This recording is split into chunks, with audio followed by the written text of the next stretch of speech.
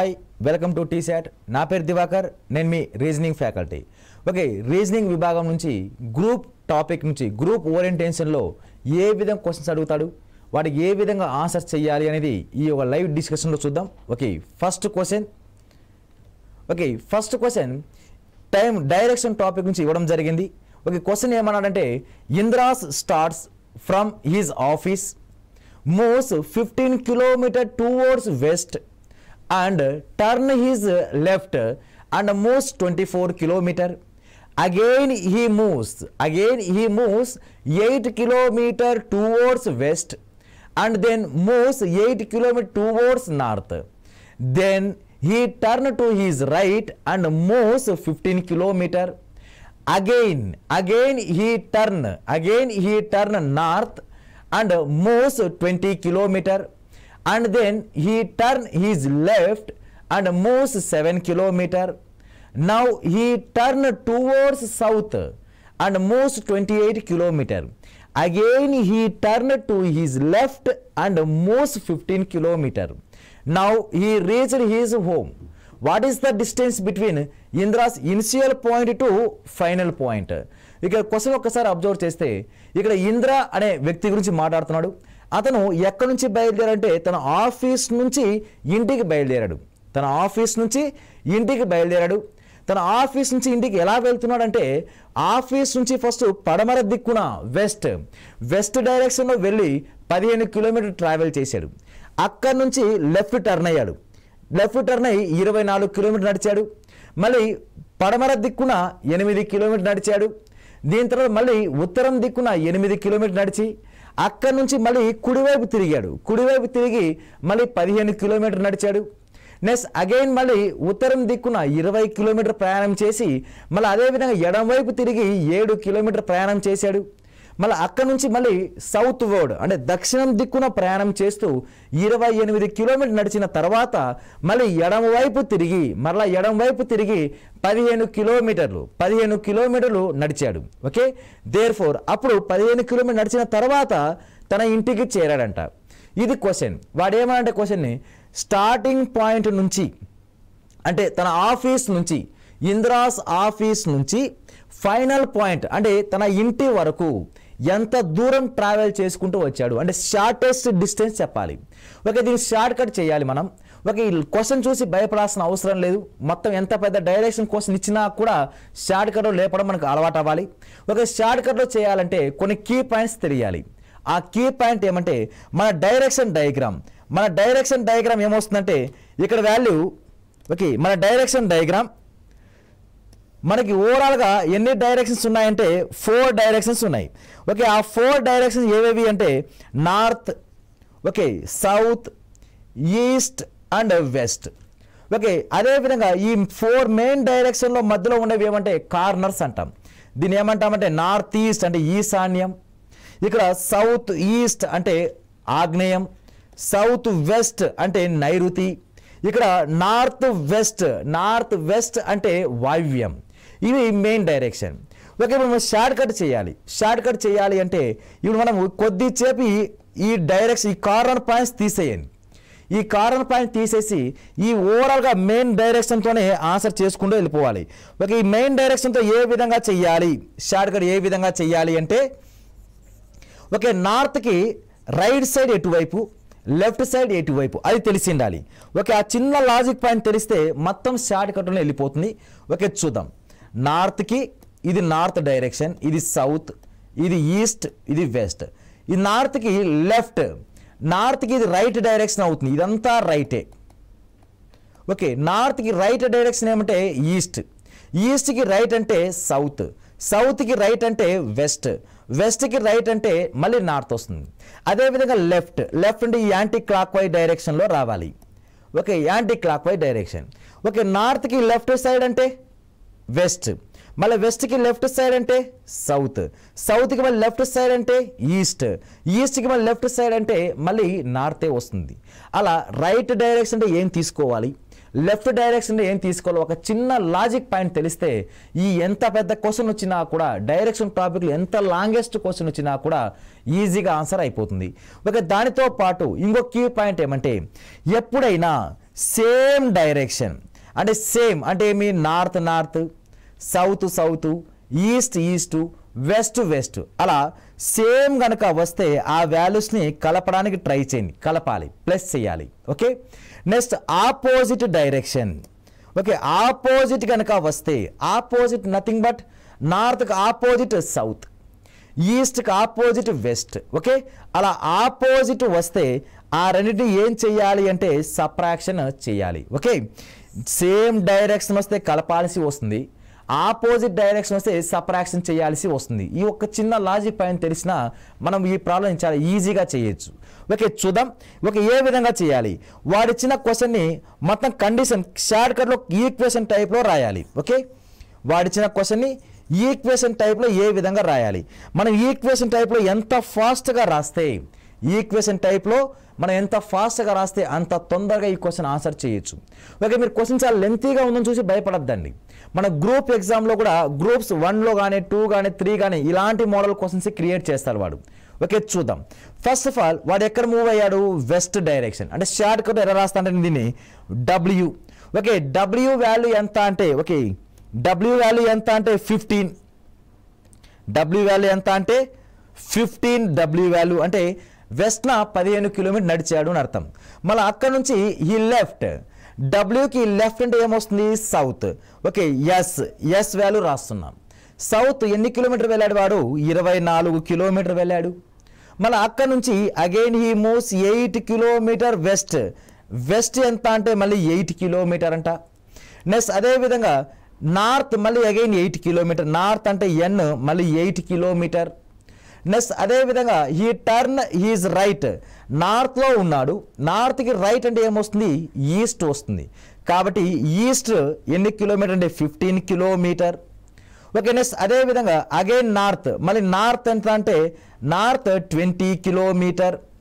Okay, he turn his left, north నుంచి left ఎంత అంటే వెస్ట్. ఓకే, వెస్ట్ ఎంత అంటే 7 kilometre. Okay, next he turn south. Okay, south direction, సౌత్లో ఎంత అంటే 28 కిలోమీటర్. ఓకే, సౌత్లో 28 kilometre. He turn his left, మన సౌత్ నుంచి లెఫ్ట్ అంటే లెఫ్ట్ నుండి యాంటీ క్లాక్ వైజే రావాలి. ఓకే, ఇక్కడ నుంచి మళ్ళీ ఇక్కడ లెఫ్ట్ నుండి ఇలా వస్తుంది. ఏది? ఈస్ట్ ఎంత అంటే ఇక్కడ east value 15 kilometre. East value ఎంత అంటే 15 కిలోమీటర్. ఇది వాడు వెస్ట్ డైరెక్షన్లో ప్రయాణం చేసి లాస్ట్ ఈస్ట్ డైరెక్షన్లో చేరాడు. ఇది ఎక్కడి నుంచి అంటే ఆఫీస్ నుంచి. ఓకే, ఇది ఆఫీస్ స్టార్టింగ్ బయలుదేరి నుంచి. ఓకే, ఇక్కడ ఏంది? ఇది హోమ్, ఇంటికి చేరాడు. ఈ విధంగా ట్రావెల్ అవుతూ వచ్చాడు వాడు ప్రయాణం చేసిన మొత్తం దూరం, మొత్తం డిస్టెన్స్ అడిగితే ఇక్కడ వాల్యూస్ని కలపకూడదు మనం. అంటే 15 plus 24 plus 8 plus 8 plus 15 plus 20 plus 7 28 15 కలపకూడదు మనం. ఓకే, షార్టెస్ట్ డిస్టెన్స్ చెప్పాలి. అంటే మనం వాడంతా ఎన్ని విధాలుగా తిరిగినా కూడా లాస్ట్కి షార్టెస్ట్ డిస్టెన్స్ రావాలి. ఓకే, షార్టెస్ట్ డిస్టెన్స్ కావాలంటే మనం ఒక కీ పాయింట్ చెప్పుకున్నాం. ఏమని కీ పాయింట్ అంటే same direction. Okay, same direction వస్తే కలపమన్నామా తీసేయమన్నామంటే సేమ్ డైరెక్షన్ వస్తే కలపాలి. ఓకే, సేమ్ డైరెక్షన్ వస్తే కలపాలి. Opposite direction. Okay, same direction ఉంటే యాడ్ చేయాలి, ఆపోజిట్ కనుక కనబడితే సబ్ట్రాక్షన్ చేయాలి. ఈ యొక్క కీ పాయింట్ తెలిస్తే ఈ ప్రాబ్లం ఫ్రాక్షన్ ఆఫ్ సెకండ్స్లో అయిపోతుంది. ఓకే, చూద్దాం. East west opposite. East 15, west 15 మనకు అవసరం లేదు, 15 - 15 0. ఓకే, నెక్స్ట్ ఇంకా ఓకే వెస్ట్ 8, వెస్ట్ 7 ఎంత 15. వెస్ట్ 15, ఈస్ట్ 15 అంటే ఇక్కడ ఆపోజిట్ డైరెక్షన్. ఇక్కడ 8, ఇక్కడ 2 సేమ్ కార్డు కలిపా. 8 ప్లస్ 7 వాల్యూ ఎంత అంటే 15 వాల్యూ. 15 - ఈస్ట్ 15, 15 - 15 0. ఓకే, నెక్స్ట్ అదేవిధంగా ఇంకా నార్త్. ఓకే, నార్త్ వాల్యూ ఇక్కడ ఏముంది? నార్త్ వాల్యూ 20 ఉంది, మళ్ళీ నార్త్ వాల్యూ 8 ఉంది. 8 ప్లస్ 20 కలిపితే ఎంత అంటే 28. ఓకే, రెండు కలిపితే 28. ఇక్కడ సౌత్ 28 ఉంది. అవి రెండు ఏం చేయాలంటే తీసేయాలి. North 28, south 28. ఓకే, మొత్తం సబ్ట్రాక్షన్ అయిపోతే ఇంకా మొత్తం 0 అయిపోయింది. ఖాళీగా ఏం మిగిలిందంటే ఇక సౌత్ 24 అంటే వాడు ఏ డైరెక్షన్లో ఉన్నాడంటే సౌత్ డైరెక్షన్లో ఉంది. అతను ఇల్లు ఏ డైరెక్షన్లో ఉందంటే సౌత్ డైరెక్షన్లో ఉంది. ఓకే, ఎంత డిస్టెన్స్లో ఉందంటే తన ఆఫీస్ నుంచి 24 కిలోమీటర్ దూరంలో ఉంది. అలా 24 కిలోమీటర్ అనేది ఏ ఆప్షన్లో ఉందంటే first option is A right answer అవుతుంది. Okay okay next question inequality నుంచి. ఓకే, కోడెడ్ ఇన్ఈక్వాలిటీ టాపిక్ నుంచి ఇవ్వడం జరిగింది. ఓకే, ఏ విధంగా ఇచ్చాడు కోడెడ్ ఇన్ఈక్వాలిటీ అంటే ఇక్కడ C less than A less than P equal to T. Okay, ఇక రెండు ఈక్వేషన్స్ కనబడ్డాయి. ఈ రెండు ఈక్వేషన్స్ కనపడ్డప్పుడు ఒక ఈక్వేషన్ నెంబర్ టీతో ఎండ్ అయింది, మరి రెండో స్టేట్మెంట్లో టీతోనే స్టార్ట్ అయింది. కాబట్టి కంటిన్యూ కనుక రాసుకుంటే టీ తర్వాత యూ ఉంది కాబట్టి ఇక్కడ గ్రేటర్ దాన్ సింబల్. నెక్స్ట్ అదేవిధంగా greater than or equal R. Okay, next less than E. Okay, ఇప్పుడు మనకు కావాల్సిన వాల్యూ మనకు ఇక్కడ రిలేషన్ వాడు కన్క్లూజన్ వాడిచ్చాడు. ఏకి యూకి రిలేషన్ కలిపాడు, టీకి ఆర్కి రిలేషన్ కలిపాడు, పీకి ఈకి రిలేషన్ కలిపాడు. ఓకే, ఏ కాస్త ఏకి యూకి రిలేషన్ చూసేటప్పుడు ఏ పెద్దది ఉండాలంట. ఓకే, ఏ ఇక్కడ ఉంది, యూ ఇక్కడ ఉంది. ఇక్కడ రెండిట్లో ఆపోజిట్ మనకి ఎప్పుడైనా ఆపోజిట్ కనబడితే, ఓకే ఆపోజిట్ కనబడితే మనం ఏం చేయాలంటే డైరెక్ట్గా రాంగ్ ఆన్సర్ తీసేయాలి. ఓకే, ఆపోజిట్ ఎలా? ఓకే, ఇక్కడ opposite value greater than less than opposite. Okay, greater than less than opposite. Next అదేవిధంగా లెస్ దాన్ గ్రేటర్ దాన్ కూడా ఆపోజిటే. అలా ఆపోజిట్ కనబడితే ఓకే ఇలా ఆపోజిట్ ఈ విధంగా ఉన్నప్పుడు less than okay greater than or equal. అలా ఆపోజిట్ ఎక్కడైనా కనబడితే వాడికి ఆన్సర్ మనం డిసైడ్ చేయలేము. కాబట్టి ఏ నుంచి యూకి వెళ్ళే క్రమంలో ఇక్కడ ఈ రెండు ఆపోజిట్ సింబల్ ఉన్నాయి. ఆపోజిట్ ఉంది కాబట్టి ఫస్ట్ దానికి మనం రిలేషన్ కనుక్కోలేము. ఇప్పుడు నెక్స్ట్ టీఆర్. టీ అనేవాడు ఇక్కడ ఉన్నాడు, ఆర్ అనేవాడు ఇక్కడ ఉన్నాడు. వాటి మధ్య సింబల్ ఏముంది? గ్రేటర్ దాన్ ఒకటి ఉంది, గ్రేటర్ దాన్ ఆర్ ఈక్వల్ ఉంది. అంటే ఈ రెండు కామన్గా ఏముంది అంటే గ్రేటర్ దాన్ ఉంది. కాబట్టి T greater than R. Okay, T greater than R అనేది రైట్ ఆన్సర్. రెండింటిలో ఏం కామన్ అంటే గ్రేటర్ దాన్ కామన్ ఉంది కాబట్టి ఆ గ్రేటర్ దాన్ ఒకటి రాసుకుంటున్నా. టీ గ్రేటర్ దాన్ ఆర్ అనేది రైట్ ఆన్సర్. ఓకే, వాడు టీ గ్రేటర్ దాన్ ఆర్ అన్నాడు కాబట్టి సెకండ్ వన్ రైట్ అవుతుంది. పిఈ, పి అనేది ఇక్కడ ఉంది, ఈ అనేది ఇక్కడ ఉంది. ఇక్కడ నుంచి ఇక్కడ వరకు వచ్చే క్రమంలో ఈ రెండు ఏమైనా అంటే ఈ రెండు ఆపోజిట్ అయినాయిగా, లేక ఈ రెండు ఆపోజిట్ అయినాయి. ఇక్కడ ఆపోజిట్ ఉంది, ఈ రెండు ఆపోజిట్ కనపడ్డాయి. ఆపోజిట్ ఉంటే వాటి మధ్య ఆన్సర్ చెప్పలేము కాబట్టి third one also wrong answer. Therefore right answer is A only to follow. Only to follow అనేది థర్డ్ ఆప్షన్ ఉంది కాబట్టి అది రైట్ ఆన్సర్ అవుతుంది. Okay, next question. Okay, next question mathematical operation నుంచి ఇవ్వడం జరిగింది. ఓకే, దానికి ఏ విధంగా ఆన్సర్ చేయాలంటే in a certain code language plus means divided by, divided by means into means minus, minus means plus, then which of the following is correct given expression. అంటే క్రింది వాటిలో సరైనది ఏందో చెప్పాలి. అంటే సరైనది చెప్పాలి అంటే ఈ సింబల్ని మనం మోడిఫై చేసుకుంటూ రావాలి. మనం ఒక రూల్ ఫాలో అవ్వాలి. ఆ రూలే వి బాడ్మాస్ రూల్. వి బాడ్మాస్ రూల్ ఫాలో అవ్వాలి. వి అంటే వెనికులం, బి అంటే బ్రాకెట్, ఓ అంటే ఆఫ్. అంటే మనం డిమాస్ రూల్ ఫాలో అవ్వాలి. ఇప్పుడు ఈ వెరికులము బార్స్ ఏం లేవు కాబట్టి మనం ఓన్లీ డిమాస్ రూల్ ఫాలో అవ్వాలి. ఓకే, సింబల్ చూద్దాం. ఫస్ట్ ఆప్షన్ తీసుకుంటే divided by. Okay, divided by means into, అంటే ఇక ఫస్ట్ ఆప్షన్ ఇక్కడ ఇంటూ రావాలి. Okay, minus, minus means plus. Okay, plus means, okay plus means divided by, into, into means minus. Okay, దీనికి answer check చేయకుండా నేను wrong answer వేసేస్తున్నా. ఎందుకు wrong answer వేస్తున్నా అంటే మనకు ఆన్సర్ ఏం రావాలి? రౌండ్ ఫిగర్ వాల్యూ రావాలి. అంటే 20 రావాలి. 20 రావాలి. 20 రావాలి అంటే లోపల కంప్లీట్గా డివిజన్ అవ్వాలి. ఇక్కడ మనకు డివిజన్ సింబల్ దేని మధ్యలో ఉందంటే 7కి 5కి మధ్యలో ఉంది. అంటే 7/5 రాస్తున్నాం. 7/5 కంప్లీట్గా క్యాన్సిలేషన్ జరుగుతుందా అంటే కంప్లీట్గా క్యాన్సల్ జరగదు. కంప్లీట్గా క్యాన్సల్ జరగదు కాబట్టి ఫస్ట్ ఆప్షన్ అనేది రాంగ్ ఆన్సర్ అయిపోతుంది. అలా సెకండ్ ఆప్షన్ కూడా చూసుకుందాం. ఓన్లీ డివైడెడ్ బై సింబల్ మీద కాన్సన్ట్రేషన్ చేస్తే, ఓకే డివైడెడ్ బై సింబల్ మీద కాన్సన్ట్రేషన్ చేస్తే అది మన రైట్ ఆన్సరా రాంగ్ ఆన్సర్ డిక్లేర్ అయిపోతుంది. ఓకే, చూద్దాం second option. Okay, second option plus. Plus means divided by. Okay, divided by means into means minus means plus. దీన్ని simplification చేస్తే మనకు ఆన్సర్ ఎంత రావాలంటే 18 రావాలంట. అంటే ఇక్కడ మనకు divide by symbol complete cancel అవుతుందిగా. ఎలా అంటే 18/6 ఓకే ఇంటూ 7 - 5 + 2. ఓకే, దీన్ని సింప్లిఫికేషన్ చేస్తే 18 రావాలి.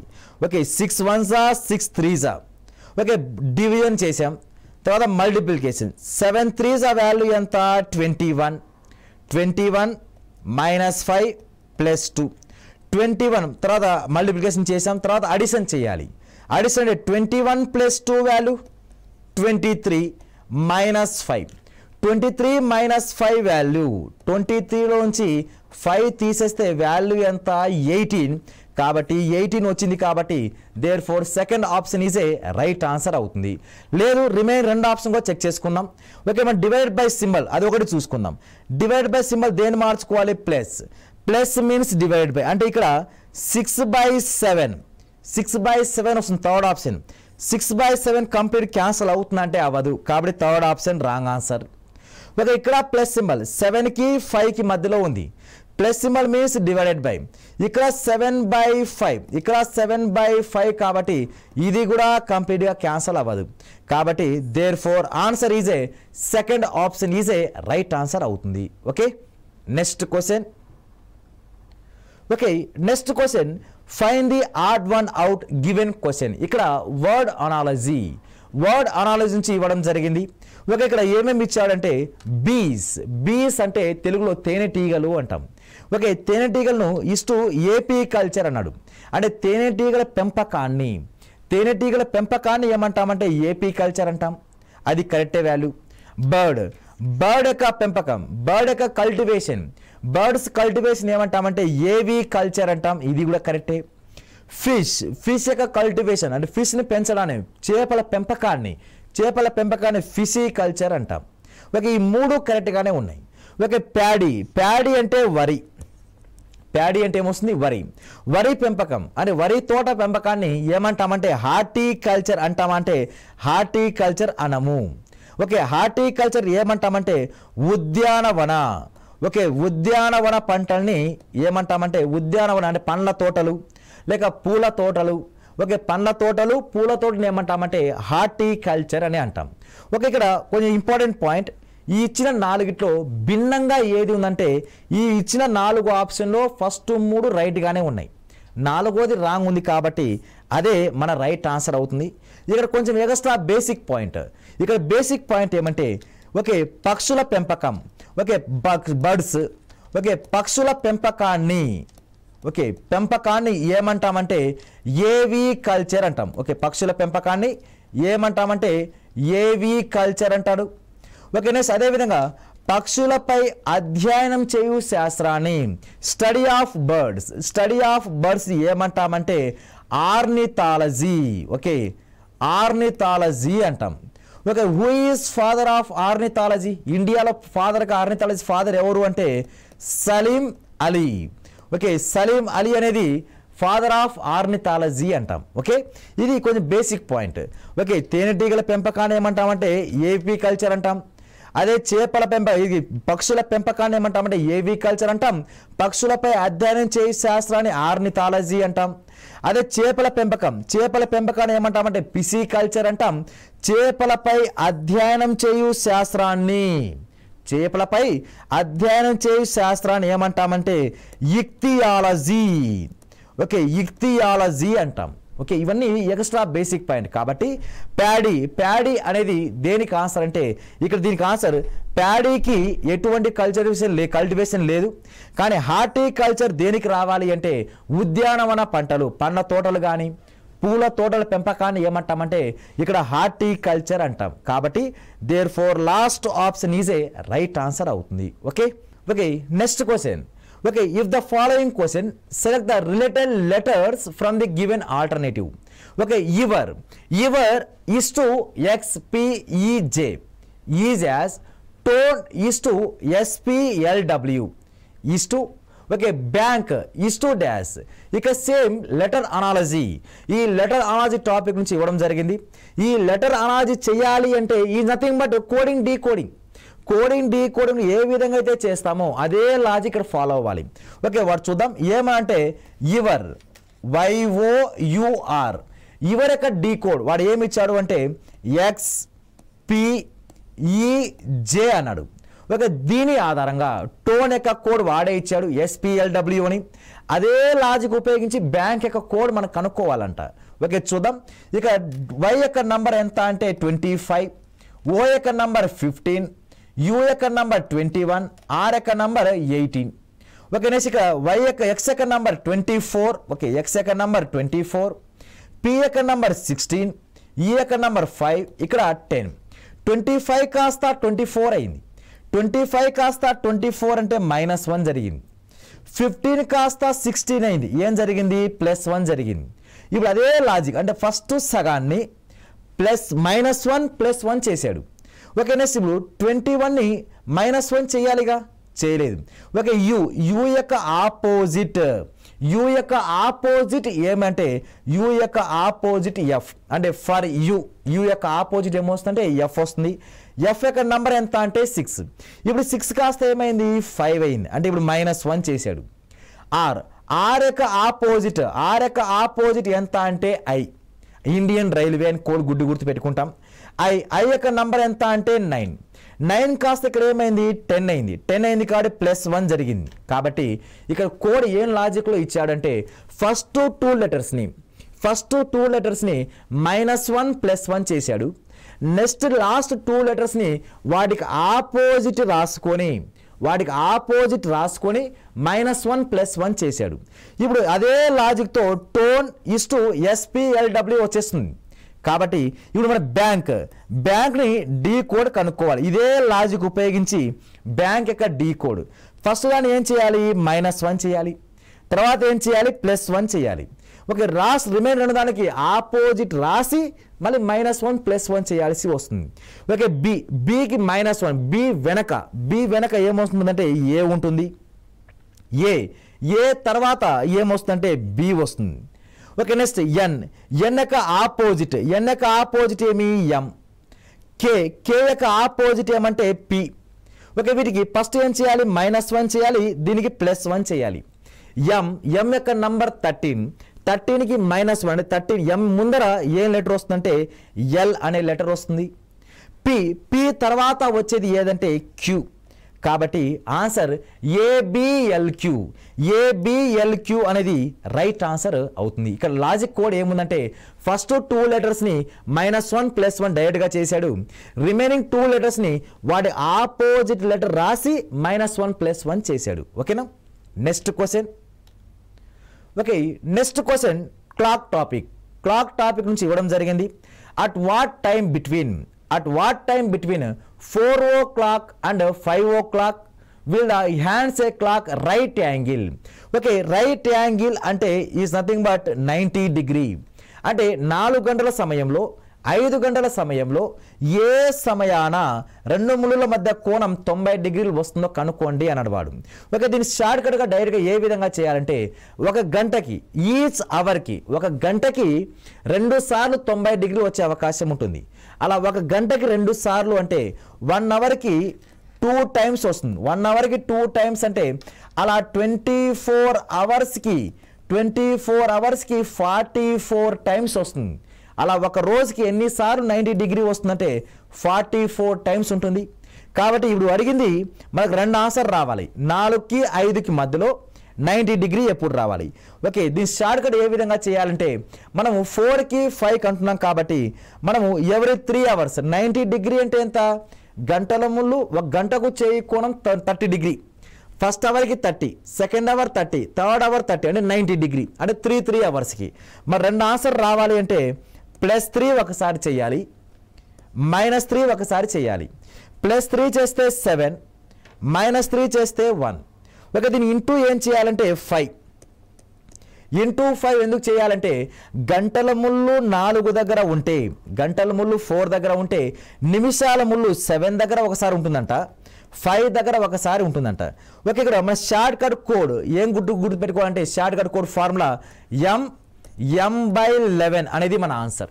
ఓకే, ఇలాంటి టాపిక్ 0 డిగ్రీ ఇచ్చినా 180 డిగ్రీ ఇచ్చినా 90 డిగ్రీ ఇచ్చినప్పుడు ఈ కోడ్ గుర్తుపెట్టుకోవాలి. m/11 అనేది ఆన్సర్ వస్తుంది. ఓకే, ఇప్పుడు 1 5s of 5 కాబట్టి m/11 అంటే m అనేది మినిట్స్, 5/11 ఒక answer. Okay, next 7 5s of 35 35/11. Okay, 11తో ఎన్నిసార్లు పోతుందంటే 3 times పోతుంది. 11 3s of 33, ఆ 3 పక్కన దాన్ని కలిపితే 38 2/11 అంటే 4కి 5కి మధ్యలో 2 సార్లు 90 డిగ్రీ వస్తుంది. ఎక్కడెక్కడ అంటే 5/11 దగ్గర ఒకసారి, 38 2/11 దగ్గర ఒకసారి, 38 2/11 5/11. 90 డిగ్రీ దగ్గర ఆన్సర్ చెప్పాలి అంటే బిలో హాఫ్ అన్ అవర్ దగ్గర ఒకటి, అంటే హాఫ్ అన్ అవర్ కన్నా తక్కువ ఒకటి, హాఫ్ అన్ అవర్ కన్నా ఎక్కువ ఒకటి రావాలి. హాఫ్ అన్ అవర్ కన్నా తక్కువ ఇది, హాఫ్ అన్ అవర్ కన్నా ఎక్కువ ఇది, అంటే 4:30 కన్నా బిలో ఒకటి, 4:30 కన్నా అబోవ్ ఒకటి వస్తుంది. Therefore answer is a first option is A right answer అవుతుంది. Okay, next question. Okay, next question, on which day does Lohit birthday falls? ఇది data sufficiency topic, most important topic. ఇది data sufficiency topic నుంచి ఇవ్వడం జరిగింది. Okay, on which day does Lohit birthday falls అంటున్నాడు. Statement number 1. Okay, Lohit birthday ఎప్పుడో మనం చెప్పాలి. Statement number 1 ఏమిస్తున్నా అంటే సాగర్ లెక్క ప్రకారం వాడు ఏం చెప్పుకున్నా అంటే Sagar correctly remember that his birthday comes after Tuesday before Saturday. అంటే సాగర్ లెక్క ప్రకారం లోహిత్ బర్త్డే ఎప్పుడంటే ఆఫ్టర్ ట్యూస్డే, అంటే మంగళవారం తర్వాత ఏంటో వస్తుంది, వెన్స్డే వస్తుంది. ఓకే, నెక్స్ట్ అదేవిధంగా థర్స్డే వస్తుంది, నెక్స్ట్ అదేవిధంగా ఫ్రైడే వస్తుంది. మన సాటర్డేకి ముందు అంటే మంగళవారం నుంచి శనివారం వరకు మధ్యలో ఉన్న రోజులు ఇవే. సాగర్ లెక్క ప్రకారం లోహిత్ బర్త్డే 3 రోజులు వచ్చే అవకాశం ఉంది. వెన్స్డే రావచ్చు, థర్స్డే రావచ్చు, ఫ్రైడే రావచ్చు. నెక్స్ట్ అదేవిధంగా Charan correctly remember that his birthday comes before Thursday after Monday. అంటే చరణ్ లెక్క ప్రకారం మండే తర్వాత ట్యూస్డే, ఓకే, వెన్స్డే తర్వాత దేనికి ముందు, థర్స్డేకి ముందు. అంటే చరణ్ లెక్క ప్రకారం ట్యూస్డే అయినా బర్త్డే ఉండొచ్చు, వెన్స్డే అయినా బర్త్డే ఉండొచ్చు అంట. సాగర్ లెక్క ప్రకారం వెన్స్డే కానీ, థర్స్డే కానీ, ఫ్రైడే కానీ ఉండొచ్చు. అంటే స్టేట్మెంట్ నెంబర్ 1 ఉపయోగించి ఆన్సర్ చెప్పగలిగామా అంటే సాగర్ లెక్క ప్రకారం మనకు 3 ఆన్సర్లు వచ్చాయి. లోహిత్ బర్త్డే చెప్పలేము. చరణ్ లెక్క ప్రకారం 2 ఆన్సర్లు వచ్చాయి, ఇక్కడ ఆన్సర్ చెప్పలేము. 2 ఆన్సర్ చెప్పలేమన్నప్పుడు ఈ 2 కలపాలి ఒకసారి. అంటే ఇద్దరిది డేటా ఉపయోగించి ఆన్సర్ ఏమైనా కనుక్కోగలమా అనేది చూద్దాం. కాబట్టి ఈ రెండిట్లో కామన్ డేటా ఎవరంటే వెన్స్డే అనేది కామన్గా ఉంది. అంటే రెండింటిని కలిపితే ఒక సింగిల్ ఆన్సర్ వచ్చింది. కాబట్టి మన ఆన్సర్ ఏమవుతుందంటే okay, if statement 1 and statement 2 gather necessary to given the answer given the question. కాబట్టి థర్డ్ ఆప్షన్ అంటే ప్రకటన 1 మరియు 2 కలిపితేనే మన జవాబు చెప్పగలము అనేది మన రైట్ ఆన్సర్ అవుతుంది. Okay, next question. ఇది నంబర్ ఆల్ఫా న్యూమరిక్ టాపిక్ నుంచి ఇవ్వడం జరిగింది. ఓకే, ఏ విధంగా అడిగాడు అంటే if 3 is subtracted from the middle digit, అంటే ఇచ్చిన దానిలో మిడిల్ డిజిట్ నుంచి ఏం చేయాలి, 3 సబ్ట్రాక్షన్ చేయాలి. Okay, of the following number and the position of the digit are reversed. 3 subtraction చేసిన తర్వాత ఆ డిజిట్ని రివర్స్లో రాసుకోవాలి. ఓకే, రివర్స్లో రాసిన తర్వాత which of the following will be last digit in the middle number after the arranging descending order. అంటే ఇక్కడ 3 కండిషన్లు ఇచ్చాడు వాడు. ఆ 3 కండిషన్ చేయాలి అంటే ఇక్కడ 598 ఓకే 598, 362, 554, 371, 442 ఇలా 5 నంబర్స్ ఇచ్చాడు. మిడిల్ నంబర్ నుంచి ఏం చేయాలంటే 3 సబ్ట్రాక్షన్ చేయాలి. మిడిల్ నంబర్ నుంచి 3 సబ్ట్రాక్షన్ చేస్తే ఏమొస్తుందంటే ఇక్కడ 568, 332, 524, 341, 412 మిడిల్ నెంబర్ నుంచి 3 సబ్ట్రాక్షన్ చేసాం. సబ్ట్రాక్షన్ చేసిన తర్వాత ఏం రాయమన్నాడు వాడు? రివర్స్ ఆర్డర్లో రాయమన్నాడు. రివర్స్ ఆర్డర్ అంటే ఫస్ట్ ఆఫ్ ఆల్ 8, 6, 5, తర్వాత 2, 3, 3, తర్వాత 4, 2, 5, 1, 4, 3, ఓకే 2, 1, 4 రివర్స్ ఆర్డర్లో రాసాం. తర్వాత ఏం అరేంజ్ చేయాలి? డిసెండింగ్ ఆర్డర్ అంటే పెద్ద నంబర్ నుంచి చిన్న నంబర్కి రావాలి, డిక్రీజ్ చేసుకుంటూ రావాలి. పెద్ద నంబర్ ఏంది? ఫస్ట్ ప్లేస్ ఇది పెద్దది 865, సెకండ్ ప్లేస్ 425, థర్డ్ ప్లేస్ ఇది అవుతుంది, ఫోర్త్ ప్లేస్ ఇది, ఫిఫ్త్ ప్లేస్ ఇది. ఓకే ఇప్పుడు ఏమడిగాడు వాడు? డిసెండింగ్ ఆర్డర్ రాసుకున్నాం. మిడిల్ నంబర్ అంటే ఇది ఇదే 233. 233 అనేది మిడిల్ నెంబర్ పడిపోతుంది, అంటే first number, second number, third number. Okay అందులో ఏమడిగాడు? లాస్ట్ డిజిట్ అంటే ఎంత? 3. Therefore answer is a 3 is A right answer అవుతుంది. Okay number of questions practice చేయండి. All the best. Thank you.